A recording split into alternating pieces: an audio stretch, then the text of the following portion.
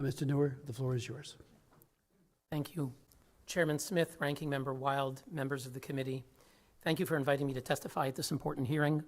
I've come here from Geneva, from the headquarters of the United Nations Human Rights Council, to report to you on how that and other key UN bodies, as well as high UN officials, are engaged in the systematic demonization of Israel, even in the aftermath of last month's massacre by Hamas.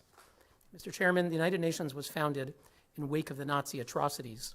This year marks the 75th anniversary of the Universal Declaration of Human Rights, which was created in response to barbarous acts which have outraged the conscience of mankind.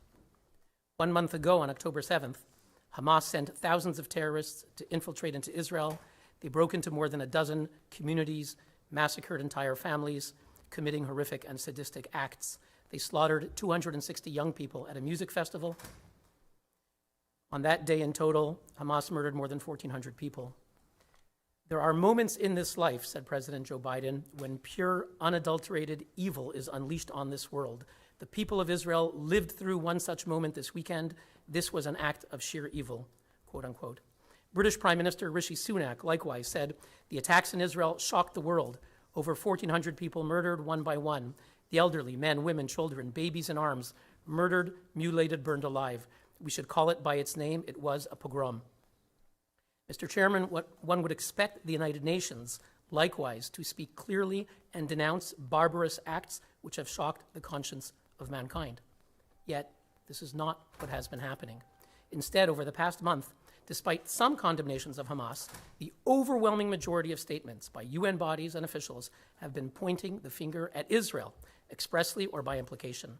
The most excited and emotive declarations by the UN's highest officials describing suffering in Gaza are directed at Israel. Never does the UN blame Hamas for launching the war, for embedding themselves inside hospitals, homes, schools, and mosques. There are almost no such posts about the massacre of October 7th, about millions of Israelis subjected even now to rocket attacks, hundreds of thousands of Israelis displaced, more than 200 hostages being held by Hamas. All of these are not being championed in the UN's dramatic social media and statements. The target is always Israel.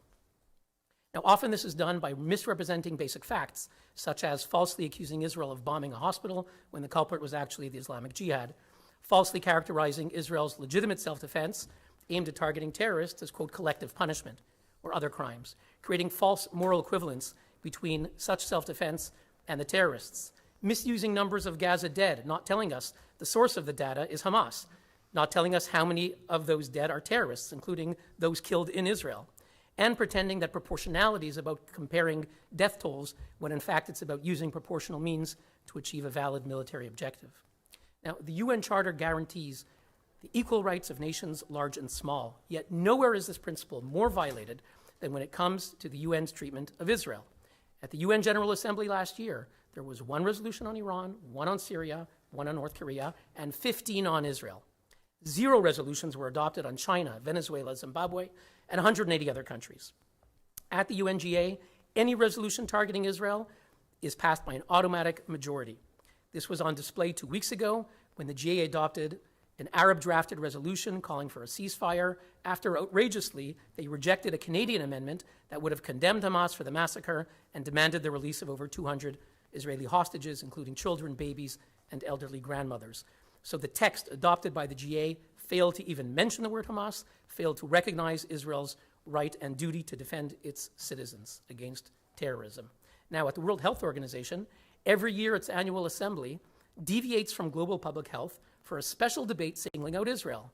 There is no such focus on Syria, where hospitals are repeatedly bombed by Syrian and Russian forces, nor on North Korea, one of the worst health systems in the world. On the contrary, the WHO recently elected North Korea to its executive board. Since the Hamas massacre, the vast majority of statements by the WHO have targeted Israel. Hamas is seldom mentioned. The director, Dr. Tedros, is posting numerous statements falsely implying that Israel targets hospitals.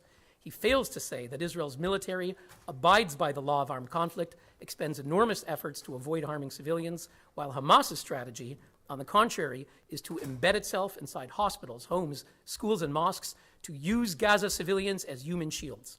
So on October 17th, Dr. Tedros rushed to, quote, on Twitter to strongly condemn the attack on Al-Ali Arab Hospital in Gaza. Early reports indicate hundreds of deaths and injuries, he wrote. He called for Israel's evacuation order to be reversed in that area, and he ended with the hashtag not a target.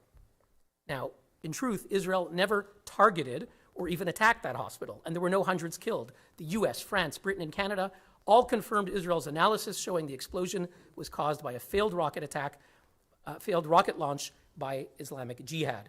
Dr. Tedros never corrected his false accusation, never deleted his tweet.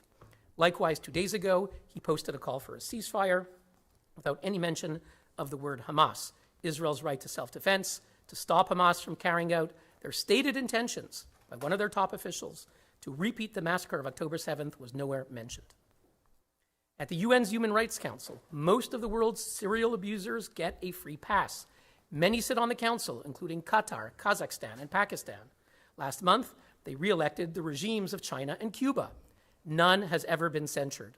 Last week, when the Human Rights Council opened its social forum, the chair was the Islamic Republic of Iran. Now, while dictators are honored, a democracy is scapegoated.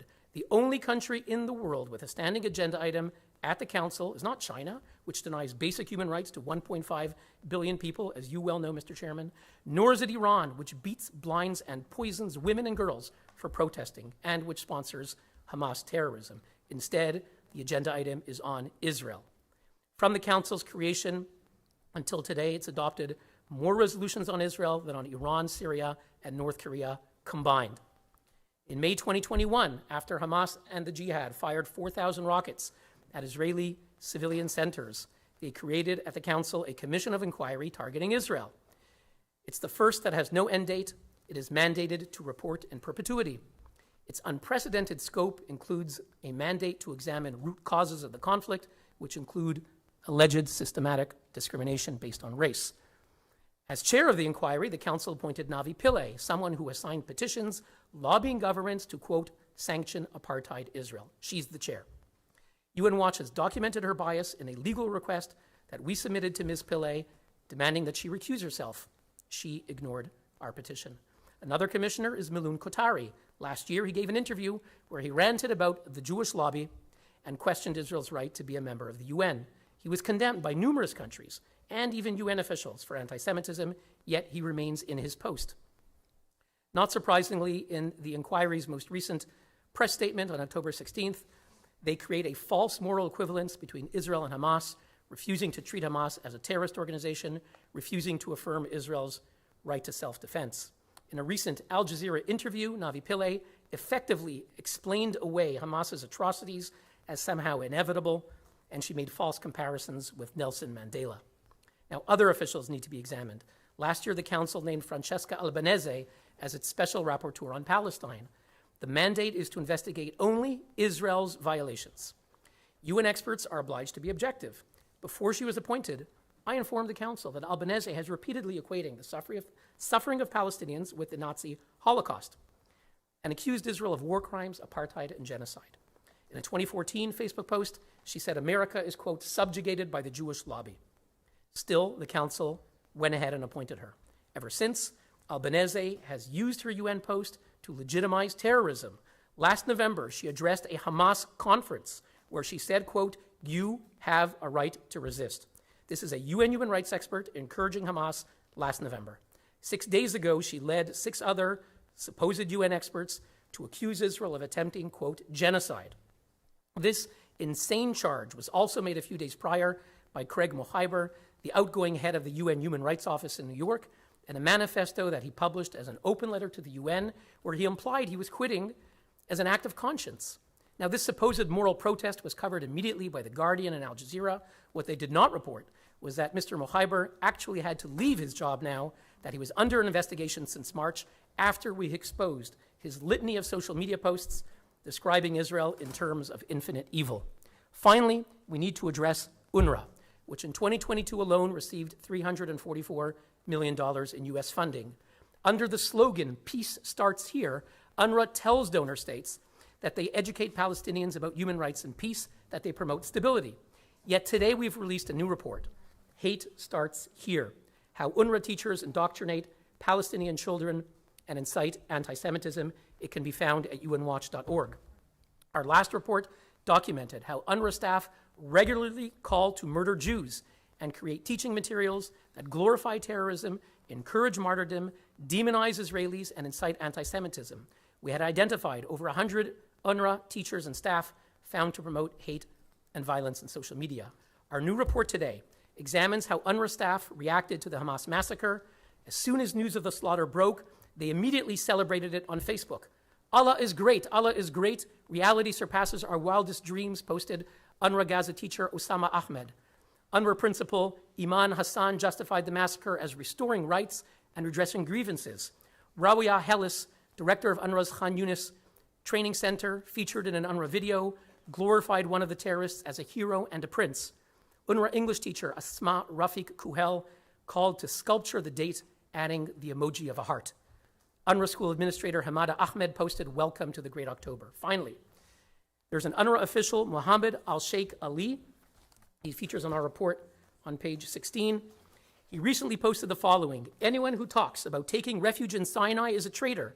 Anyone who tries to flee to the south should be treated the way we ought to treat traitors."